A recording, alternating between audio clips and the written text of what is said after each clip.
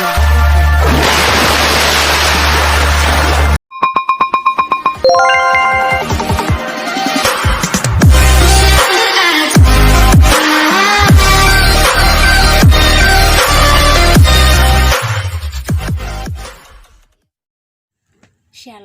perkenalkan nama saya Regina Sergina, NIM 19311071. Nah, di sini saya akan melakukan kegiatan praktikum, yaitu praktikum bioteknologi konvensional, yaitu bagaimana cara membuat yogurt dari mata kuliah wirausaha biologi atau biologi terapan.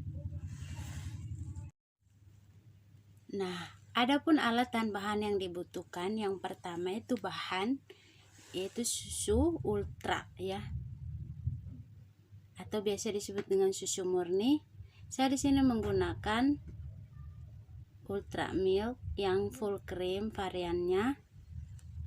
Nah, susu ini dari susu sapi segar, dan saya menyarankan menggunakan susu full cream agar tekstur dari yogurt nanti menjadi kental. Nah. Oke, bahan yang kedua yaitu yogurt plain. Ya, yogurt plain di sini kita bisa menggunakan merek apa saja. Fungsi dari yogurt plain ini sebagai bibit untuk proses fermentasi ya. Oke. Nah, untuk alat sendiri yaitu di sini saya menggunakan panci. Di sini kita menggunakan panci.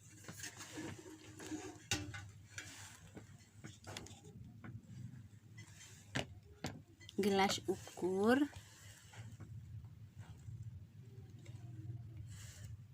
Gelas ukurnya.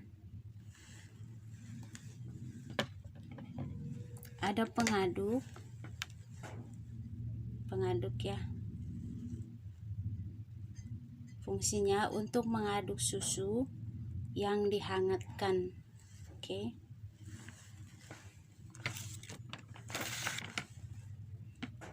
Yang berikut ada botol ya, ini botol nanti untuk menyimpan susu ya. Di sini kita bisa menggunakan botol plastik ataupun botol kaca ya. Dan ada serbet pembungkus ya. Pembungkus botol nanti agar angin tidak bisa masuk. Jadi kita harus benar-benar menutupinya. Oke. Dan tentunya yang terakhir adalah kompor. Sebelum melakukan kegiatan, usahakan alat semua disterilisasikan terlebih dahulu.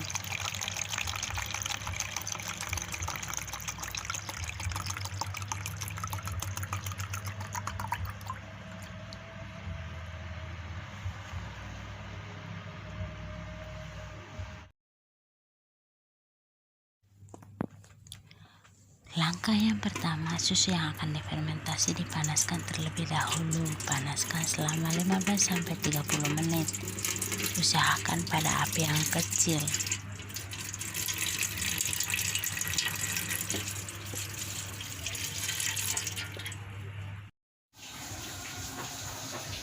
Pada proses pemanasan pada susu, pastikan susu terus diaduk agar susu tersebut tidak gumpal. Nah, dilakukan proses pemanasan pada susu ini dengan tujuan untuk menurunkan populasi mikroba dalam susu dan juga mengurangi kandungan air dalam susu. Langkah yang kedua adalah tahap pendinginan, di mana susu yang telah dipanaskan kemudian didinginkan sampai suhunya mencapai 40 derajat Celcius atau suam-suam kuku. Langkah yang ketiga adalah tahap inokulasi, di mana kita masukkan yogurt tanpa rasa atau yogurt plain ke dalam susu yang telah didinginkan sebagai pengganti biakan Lactobacillus bulgaricus dan Streptococcus thermophilus sebanyak 2% dari total susu yang akan difermentasikan. Kemudian setelah itu masukkan susu ke dalam botol.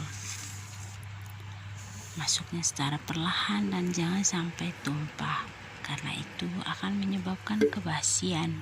Nah, setelah itu tutup botol dengan rapat agar suhunya dapat terjaga.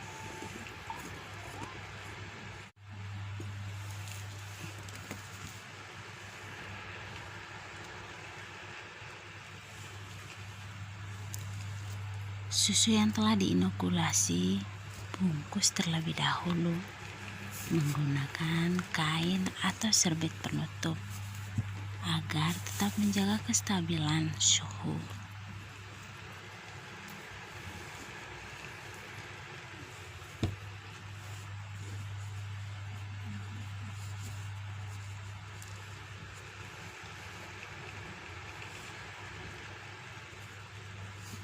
Nah, di sini saya usahakan benar-benar tutup botolnya pakai kain serbet atau kain apa saja ya.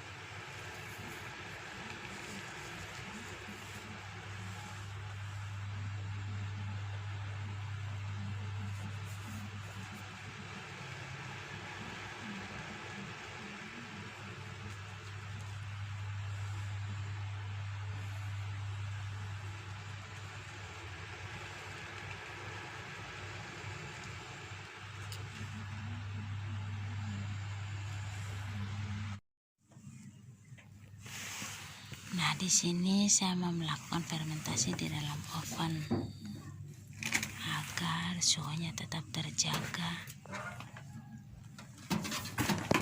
Setelah 24 jam, marilah kita mereview. Yang pertama kita akan mencium aromanya.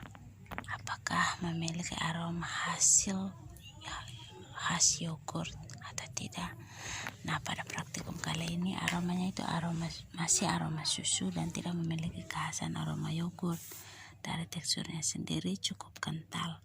Sesuai dengan teori bahwa yogurt itu memiliki tekstur yang cukup kental atau kental. Kemudian rasa dari yogurt yang kita buat ini rasanya cukup asam, jadi tidak memiliki keasaman yang sangat kuat. Kemudian untuk warnanya sendiri berwarna putih susu.